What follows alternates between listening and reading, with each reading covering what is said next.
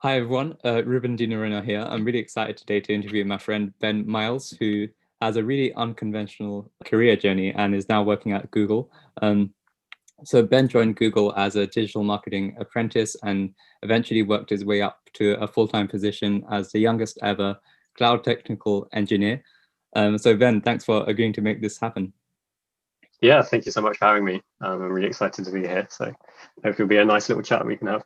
Yeah. So to start off, tell me more about your background and how you actually got into digital marketing. Was this something that you always wanted to do, or yeah, what made you kind of decide to do an apprenticeship directly? Because a lot of people would just go the conventional route. Yeah, sure. So this is a really interesting one. I do think back on it every now and again, just to sort of see where I started and what my journey's been like, because it's kind of been all over the place.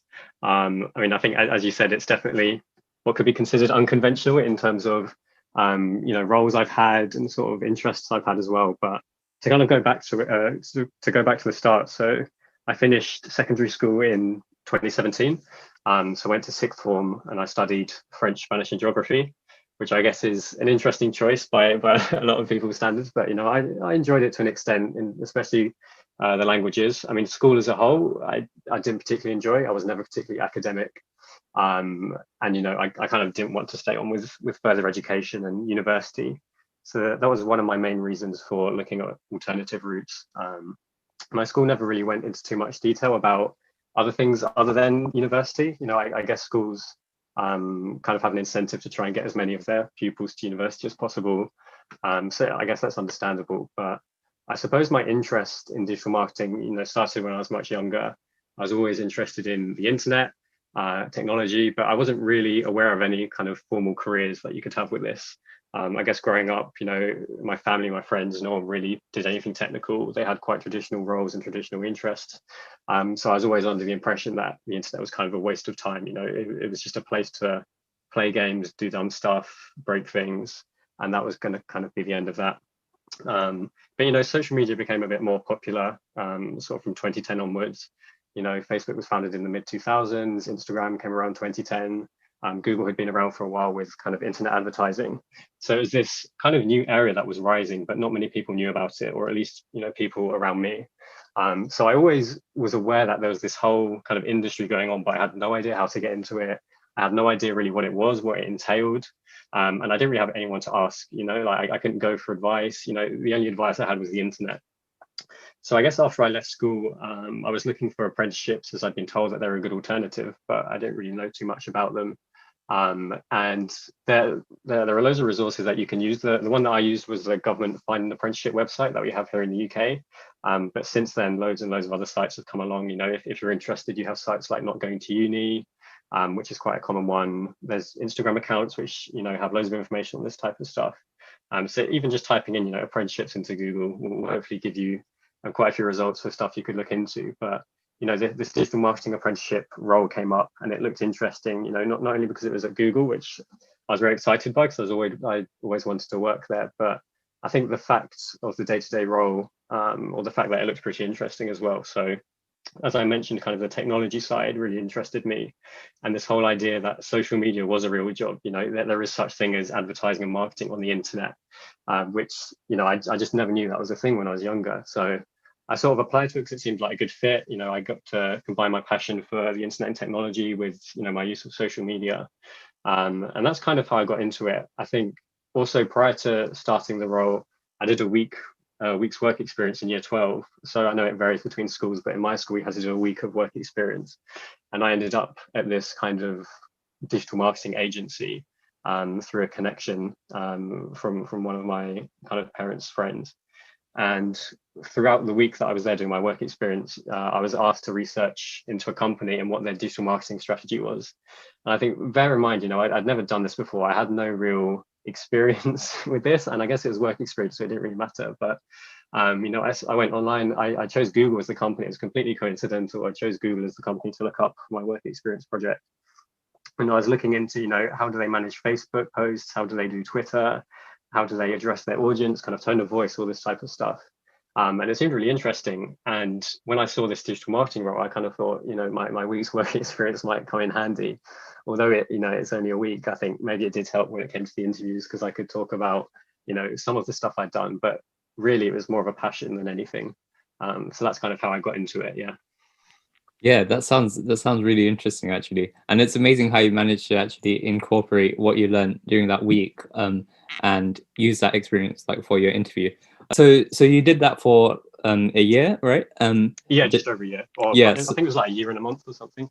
yeah, yeah. So yeah, during that time, like you probably learned so much, right? And Mhm. what then led you kind of to transition to the infrastructure technician role? Yeah, so that's another interesting one as well, because as I mentioned, I was very interested in technology, but I never studied it at school. I didn't really have any kind of formal credentials that made me feel, personally qualified to do anything like that. I was kind of under the impression when I did the apprenticeship, like my first one, the digital marketing one, I kind of thought, maybe I'll do this for a year and then go work at a marketing agency, or I honestly had no idea what my future plan was.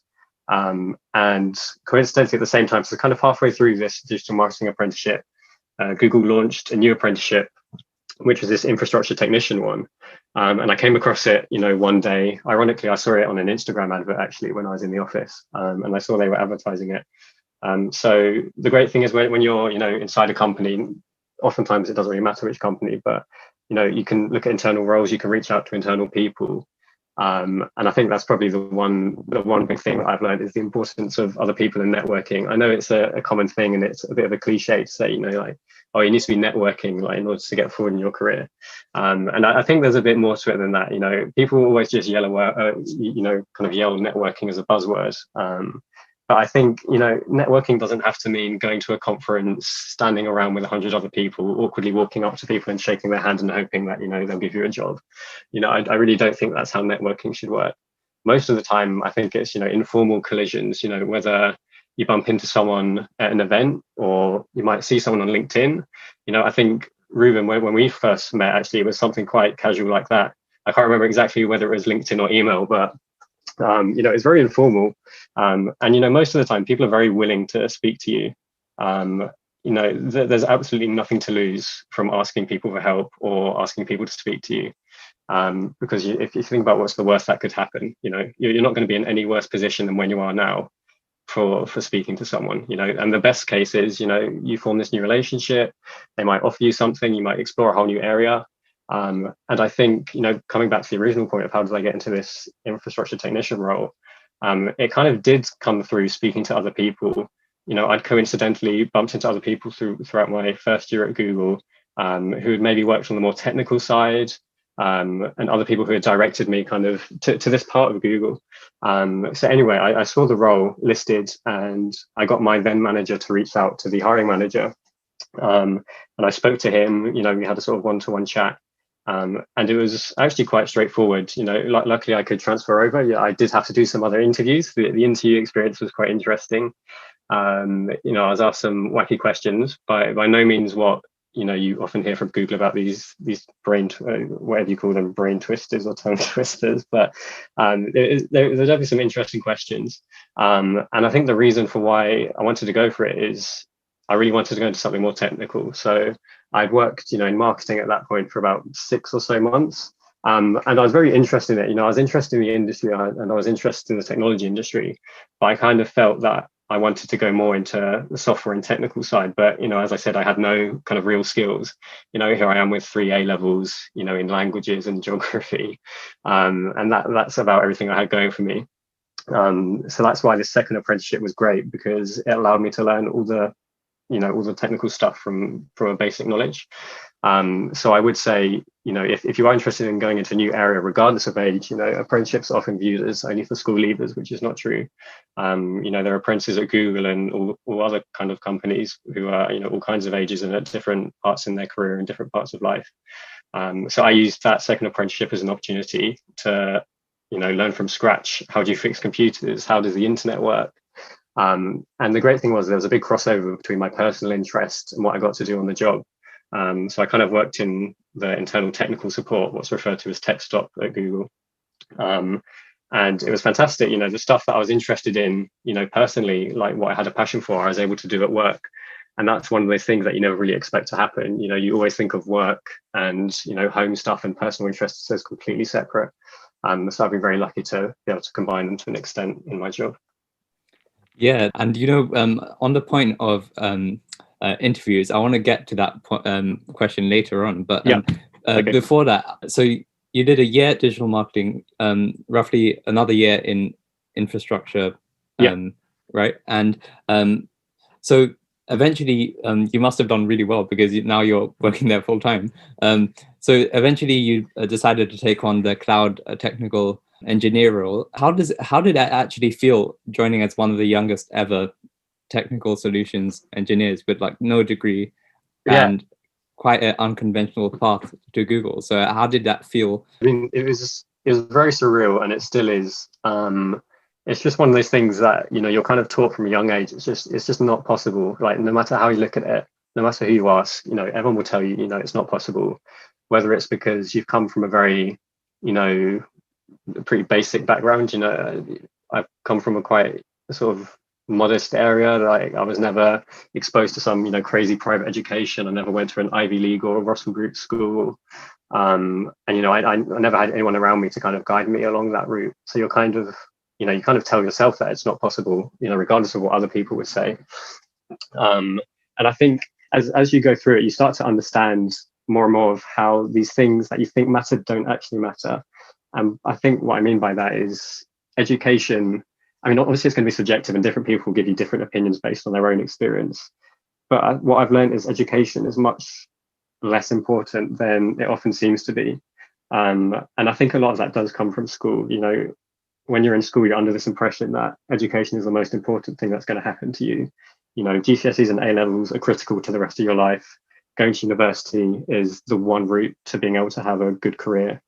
And if you go that route, I'm sure it does work out well, like for a lot of people.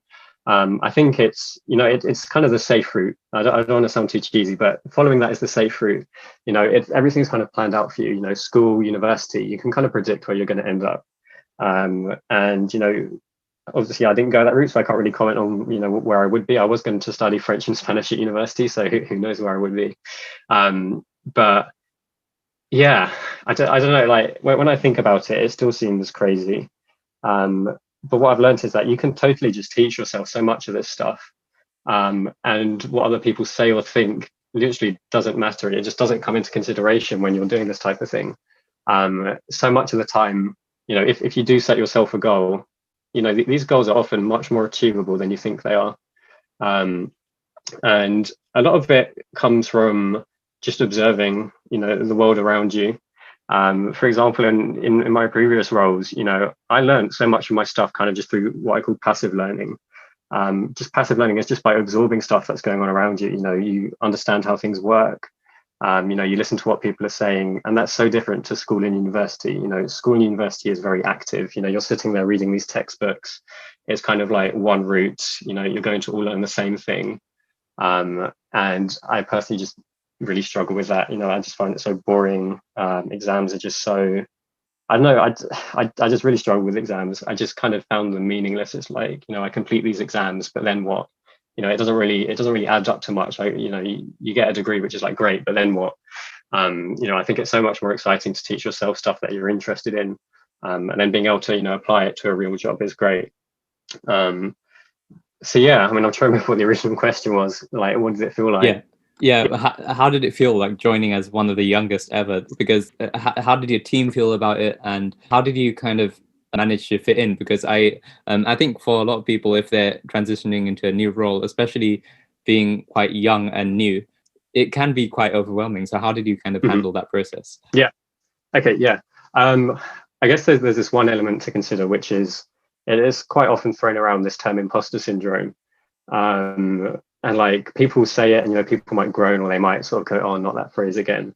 And I think imposter syndrome is a way to kind of talk about a specific kind of group of feelings, or if you achieve something that you don't think is possible, you have these feelings that you're an imposter, or you feel like everyone around you is so much more qualified. And I've totally had this throughout my entire time at Google. Throughout when I was a marketing apprentice, when I worked in the IT team, and especially now, like it's been the hardest now. I think when I first started, because for the most part, everyone around you, especially at a place like Google, people do come from quite to be well respected backgrounds, quite well educated, often from other great companies. So coming in without any of that is extremely daunting. And from the beginning, you kind of tell yourself that you're behind everyone. There's no way that you could ever achieve what any of these people have done because you haven't done what they've done in their past. But I think what I've kind of realized is, and it might sound quite funny, but I've heard other people say it as well, but no one really knows what they're doing to an extent. I think everyone's very good at giving off the kind of the impression that they know what they're doing. They've got their entire life mapped out. Everything they've ever done is for a specific reason, but so much of the time we're all kind of just doing what we think is right. I interviewed for this role because I thought it was right for me. On my day-to-day job, I try to do the correct thing because I think it's right. There's no rule book telling anyone what they should do, so everyone's just trying to make the best judgment. And I think once you start to realize that we're all so similar when it comes to this type of stuff, everyone feels like they're underqualified compared to other people. And it's kind of funny because everyone thinks this, but there's actually nothing really there. We're all qualified people working in the same place. Like we've been through these interviews, we've proven that we can meet the expectations for the role. And even though now I still feel like I somehow snuck through, or it was like a mistake, and a lot of people feel like that regardless of where they are. But you just have to kind of find comfort in that. You have to find comfort in kind of not knowing what's going to happen. I think it comes back to being outside your comfort zone. Everything you could ever want in life is outside of your comfort zone. It's very easy to just sit and do what you're told, or just sit and listen to what everyone's telling you to do. But if you end up doing that, you just kind of sit there all day every day doing kind of the bare minimum, what's expected, and you never really push past that. So you really have to actively, proactively reach out to people, do stuff that you really don't feel comfortable with, because that's how you grow. Otherwise you'll end up kind of just being in the same position. So what I would say is, and since starting in this current role, pushing yourself outside your comfort zone is like the one route to growing.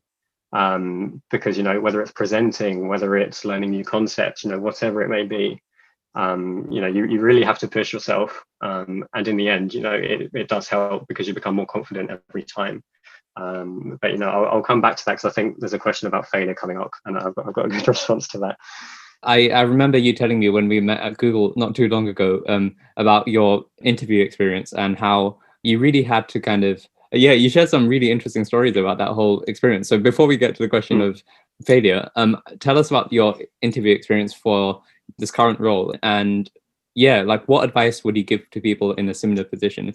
And also, just for everyone listening, Google is a company that has quite a lot said about its interview process and its the interview questions. So how much of that is true since you've actually gone through that process? And what advice do you have for people in potentially a similar position? Yeah, sure. So I think to address kind of the question around interview topics and interview questions. So as you said, if you think of a Google interview or other interviews in the tech industry, often you might think of these ridiculous questions, or these other questions which just have no clear answer, and they're supposedly there to try and test your thinking skills. And I just want to say that those questions are just not asked. I think they might have been asked 10 plus years ago, but in the end it turned out that there was no correlation between asking these questions and candidate success. And that's one of the great things about not only this company but other similar companies, that they're constantly improving the interview process and just the way the company works. So if something isn't working, or if there's feedback that something's not working, it's typically always improved. So when it came to the interview though, the questions are a lot more structured, so kind of what you would expect from a normal interview. And what I would say is there's no magic to it. It's an interview just like any other company. It's not like Google is this kind of magic rainbow company where they ask you these crazy questions and you have to be this crazy Ivy League genius to get an interview. It's just not the case at all. You can go on the Google Careers website and you can see what kind of roles are open at the moment. There's never been more areas of Google and open roles as there are now. So that's what I used to do when I was younger. I used to go on the Google Careers website and just look at random roles and see if I could ever reach them.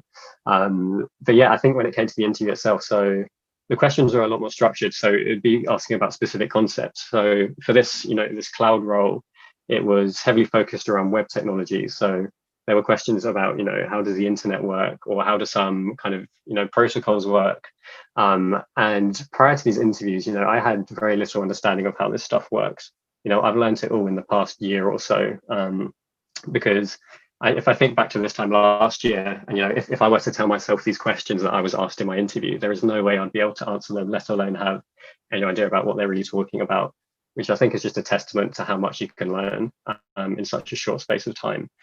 So I would not worry about your background. If you're interested in technology, your background is really not important. It's all about what you're interested in and what you can teach yourself. But yeah, so the interview process, as I said, some more structured questions. There are also some behavioral questions with any interview. So things like, how do you deal with specific situations? How do you deal with, specific teammates or hypothetical kind of situations? Google's very big on these hypothetical questions. What would you do if this happened? Or let's say this happens, how would you approach it? So it's a lot more about how you think more than anything.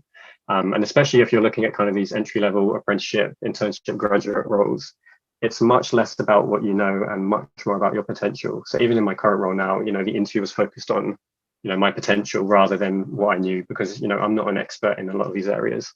So they might ask you, they often put you under pressure to try and see how you cope with it. If a really stressful situation happened, what happens if there was an outage, or what happened if 10 people came up to you at once? How would you manage that? And it can seem quite daunting at first, because you think that if you don't answer it correctly, you're going to be out. But that's what they're designed to do. Like, these questions are designed to push you, and they're designed to sort of, really make you think. And it's never a case of you having to get them all right to go through to the next stage or to get a job. It's about how you respond to them, and how you use people around you. When do you ask other teammates for help? When do you go to your manager for help? And then also just about you as a person. Why are you interested in the company? Why are you interested in the role? Where do you kind of see yourself in the next few years? They just want to try and hire, nice, genuine people who are actually happy and excited to do what they do. So that's kind of how the interview process works. It's really not too scary. It seems very scary from the outside, and even when I was going through it, it seemed like the scariest thing I could think of. But looking back on it, you understand why they ask certain questions and how they have the structure. So don't be put off by anything you've ever heard about, Google interviews. They're really not too bad. Yeah, I feel like a lot of people that are listening to this episode of the podcast will feel that you have quite a unique kind of perspective on this, because even though you don't have the traditional kind of background that a lot of other Google engineers have in terms of like programming and all of that, you actually put in the work to get to the level you needed to be. And so my question is, how did you kind of prepare to actually get to the level you needed to be to perform well? And what kind of helped you along that way? Because you had to kind of teach yourself a lot of these things, right? Yeah. So that's always been a big thing. It's kind of looking at resources and working out the best way to teach myself stuff. I think from a young age, when I say that, I mean kind of, from the age of 5, 6, 7, I was always interested in computers. I think around that time, the latest operating system I was using was Windows XP. And I remember just messing about on these computers, not really knowing what I was doing. And I think looking back on it, I could tell that I was interested in it, but at the time I had no idea what I was doing. But I think that was an early suggestion that a route in technology would be a good fit for me. So I'd say, first of all, if you're interested in this industry or this kind of part of the economy, if you kind of think of what you're interested in as a person, what do you like to do in your spare time? I think what you did when you were younger is always a good kind of indicator. Like, you always hear about these, the current CEOs of Facebook and Google, or, the founders of Apple. They all showed these signs from when they were very young that they're interested in computers. And while you don't have to, know how to code from the age of 5, very few people can do that. Probably like 0.01% of people can do that. That's not what I'm talking about. I'm just talking about just being interested in it genuinely. Even if you're not an expert, an interest is one of the most powerful things you can have, because if you're interested, it means you want to learn more about it. And I think if you do already have that underlying interest, even if you've never studied it, even if you've been told that it's not a good fit for you, if you know that you're interested in it, that's probably the perfect kind of launch pad to start on when it comes to teaching yourself more concrete things and more technical things. So in terms of the actual kind of resources I used, so I think that the first part of it is going back to this kind of observer passive learning type thing. If you put yourself in situations where you're exposed to this, and I appreciate that's quite difficult. When I could never really be surrounded by other technical people when I was younger. So I guess one good way to do that is just by watching videos and watching content which is technical. Whether that might be YouTubers talking about computers, or maybe it's an unboxing of a phone, or maybe it's some kind of explanation of how something on the internet works. Just by watching that, you're already absorbing more information than you realize. So a lot of my kind of, I think, knowledge came from that, just watching loads of these random YouTube videos when I was younger. And even now, I carry on watching these videos. And you often pick up these random bits of information that end up being more significant than you think. So I think that's one element of it. Another element is just the internet itself, which, I guess you could say is ironic in a sense, because you're using the internet to learn about the internet. But the great thing is, the internet was created by technical people, and, it's run by technical people. And that means that the internet itself, is full of information about technical stuff.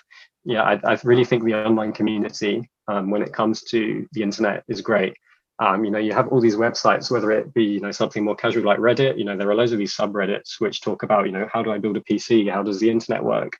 And then there are kind of more formal sites like Stack Overflow, if any of you have ever come across that, which is for more, technical programming type questions. But honestly, I think the best way to start is by trying to set yourself a goal for what you want to do. So for example, you could say something like, I want to learn how to install an operating system. You might have no idea how to do that. I had no idea how to do that until a couple of years ago. So the best way to start is just by looking it up online. And there's so many guides, step by step for a beginner, available free online on how this stuff works. And over a few weeks and months, it definitely takes time depending on what you want to do. Like if you want to kind of do it freely and not have to pay anything, you can just use online resources, and you slowly build yourself up to the point where you're feeling more comfortable. And then if you want to do a kind of more formal route, you can do an apprenticeship, kind of like what I did. I think an apprenticeship is the best way to learn stuff quickly, and you get paid for it at the same time. Even if you don't have any previous experience, most kind of entry-level apprenticeships don't require any experience. All you need is to be passionate about the subject. So no matter your age, as I said before, even if you're a school leaver, even if you're, later, even if you're in, 30s, 40s, 50s, you can still do an apprenticeship in loads of fields. Whether it be IT, something digital, it could be tourism, leisure, sport, music, anything. That's a great way to learn on the job, because oftentimes you might think, I want to do a career change, or I want to go into this particular field. But it seems impossible because, what we've been told when we're younger is, in order to go into a specific industry, you need a degree in that field, which is not true. I mean, maybe for some specific fields, a degree is still warranted and it's something you need to work for. But I think more and more industries are realizing the importance and the power of self-teaching and the power of apprenticeships. So that would be my guidance if you're interested in kind of learning on the job with no experience. And then I guess to quickly cover another area, there are these kind of boot camps and other kind of shorter education courses. So if you are interested in doing a more formal or go through a sort of more formal education, you can do these 4, 8, 12-week boot camps where you can learn to code from scratch. And while you do have to pay for it, if you're really passionate about it, you can totally do that. So yeah, that's kind of how I did it. I mainly stuck to the free online resources, and I also had a Raspberry Pi, which you can use for all kinds of things, but I think that's a whole nother topic. But if you haven't come across them before, just type in Raspberry Pi into Google and you can see all the crazy stuff you can do with it.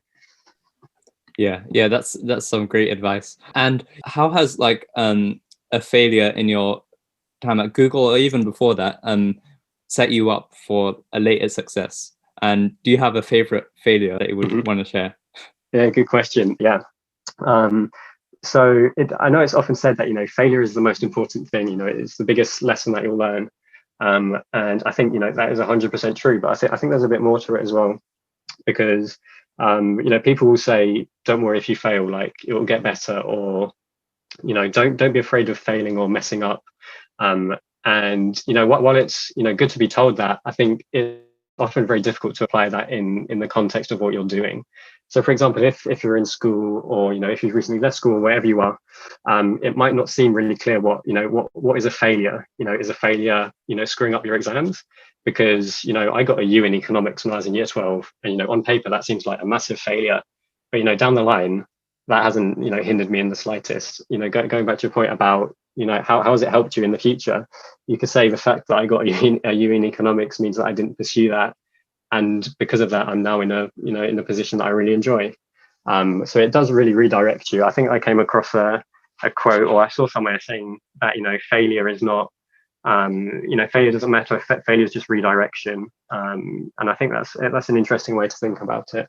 But I think also failure is one of the best ways to become more confident, which sounds, that sounds completely wrong, right? You kind of think failure is synonymous with, doing the wrong thing, being insecure. And I don't think that's true. If you think about it in context, so let's say, for example, and this is very true, I've done the wrong thing in my job, I've unplugged things I shouldn't have done, I've said the wrong thing, I've broken things.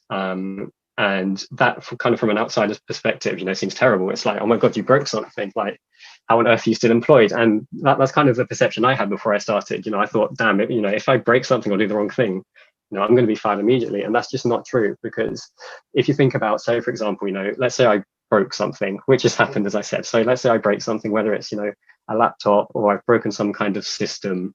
The good thing that comes out of that is you've now learned what not to do next time. So next time I'll go into that thing, I'll know exactly what not to do in order to not break it, if that makes sense. And then going forward, I'll have more confidence in the product or whatever I'm doing or whatever I'm using, because I'll understand how it works. I think failure teaches you so much more about a situation than success does. Success is easy when it happens. And by what I'm, and when I say that, let's say you get offered a job or you do really well somewhere, success is just given to you. And I'm not saying success comes from nothing. I'm saying if you are successful, success just happens. It is this thing, success, well done, great. But that's kind of it. You might get to the next stage or whatever you're trying to do. But failure, that gives you the learning opportunity, because now you have to work harder in order to not do it again. And by failing and working out what you did wrong, that's how you learn to improve on what you did last time, if that makes sense. I think this is a very wishy-washy explanation, but hopefully it's coming across in the way I wanted it to. But I think, failure after failure, it just leads you to success in the end, because the more you fail, the more you learn. I think it's kind of as simple as that. So I think that's kind of what I'd say about failure. It gives you more confidence, which is a really funny thing to say, but yeah.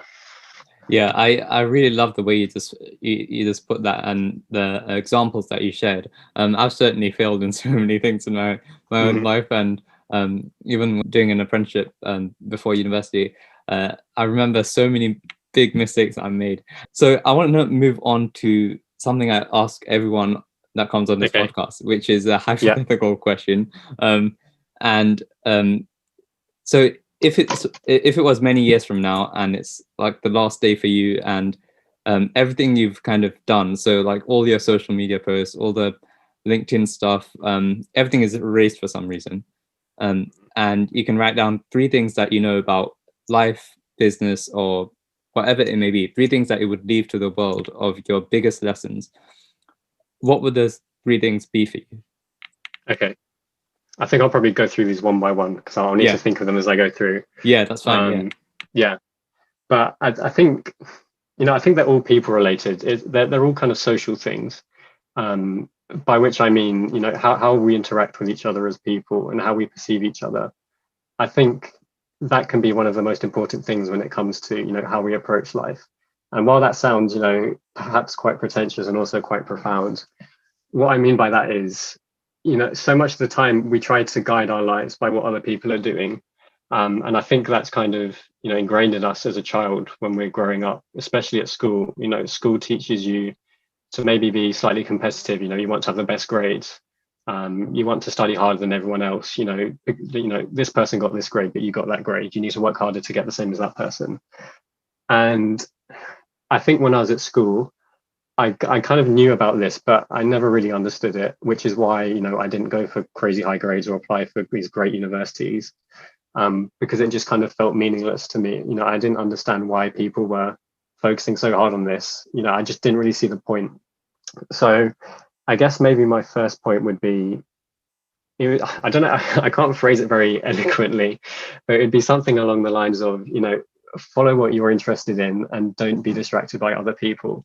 And while that's quite a common phrase, or a common idea, if you speak to lots of people, or if you read what other people say, a lot of the time it will be along the lines of follow your heart, or follow your dreams, or don't do what everyone else does. And there is a lot of truth in that, and I think sometimes it just takes a bit of time to kind of really appreciate that. And I think the reason why I think that applies to my situation, or why I think it's important for me, is, as you said, my background's been quite unconventional, and if I'd followed what I'd been told to do, or if if other people had influenced me, I'd be somewhere completely different. All my friends went to university, and on paper it could be very easy for me to go down the same path. And I'm not saying that going to university is the wrong decision. I don't think there's such thing as an incorrect path. Every path will lead you to success at some point. And I think that's another. I mean, I guess that could be my number 2 point. There's no such thing as an incorrect path or a wrong path. Even when you're leaving school, or wherever you are at in your life or career, I really don't think there's anything you could do that would completely mess up your trajectory. Obviously that's within reason. I'm not talking about ridiculous things, but I'm just saying, if you have the choice between a university, or if you have the choice between university and an apprenticeship, or you're slightly old and you have the choice between 2 jobs, like, do I stay at my job or do I leave my job? Oftentimes, maybe there's a clear option. If one of them pays way better and you're more interested in the other company, it's like, yeah, well, you probably follow that because you're passionate about it, and it pays well. But if you're in this situation where both seem equally viable, and I think a common one for young people is university or not university, which one do I do? It doesn't feel like there's one which is correct. Everyone's telling me conflicting information. I would just say, both of them will lead you on a successful path. And the reason why that's true is because you're not stuck doing the same thing for the rest of your life. I think my kind of path is a testament to that. I've been all over the place. As I said, I started with languages, and then I went into digital marketing, and then I went into IT, and now I'm working with cloud and cloud technologies. And that's a perfect example of not really knowing what you want to do and going all over the place. And that's why I think it's important. Like, you just need to try loads of different things. Don't commit yourself to one thing for the rest of your life, because that's how you can become complacent, or you can become bored. Even if you're not sure of what you want to do, just pick a path. Worst case scenario is you don't like it and you leave 6 months later, or you leave a year later. And I think, actually, I guess maybe my third point would be, there's no such thing as a bad experience, which again sounds absolutely ridiculous, but I like to think about this quite a lot whenever something, on the surface it seems like a bad thing, but if you look down, or if you kind of look into it a bit deeper, there's actually a lot of good that comes out of it. So, for example, let's say you get rejected from a job, or you apply for something, you get rejected. Everyone gets rejected from something at some point in their life. On the surface, it seems like a terrible thing. It's like, well, crap, I've been rejected. How can that be a good thing? But, going back to this whole idea of failure as redirection, or, if you get rejected, it just leads you on a different path. Throughout the period of rejection, you've learned, let's say you're applying for a job, you've been through the application process, you know how that works. You've been through interviews, you know how that works. You've learned so much from that experience. And just because, it ended in, quote unquote rejection, it doesn't mean it's a bad thing. And I think you can apply that to loads of other things, whether it's career related or not, even in your life, whether it's, it could be something like a breakup, or maybe you're moving house, or it could be anything at all. What on the surface seems like a bad thing, you will have learned so much in that experience. And I think it's better to focus on what you've learned through that experience, rather than focusing on the end result. Because I think as people, we're so, focused on the end result of something. All we want to do is look at the end result. We want to be a millionaire, we want to be a billionaire, we want to change the world. But it's not about, it's not about where you end up. It's about, it's about the journey. And I know that's a really cliche saying, but it's just so true. Everything you learn along the path is so much more important than where you end up. Where you end up is just, it's just a label. It's not you as a person. So I think those have been my three things. I can't remember what they were. I think the first one was, I can't remember if you were keeping track. Yeah, that makes a lot of sense, Ben. Actually, when you said the third point, something that came to my mind was I don't know who said this, but I remember hearing it somewhere, and it was like people will never remember what you said or what you did, but the one thing people will remember is how you made them feel, Yeah, and yeah, I've seen that too. and those words kind of really struck me because it's actually so true if you think about it. Hmm.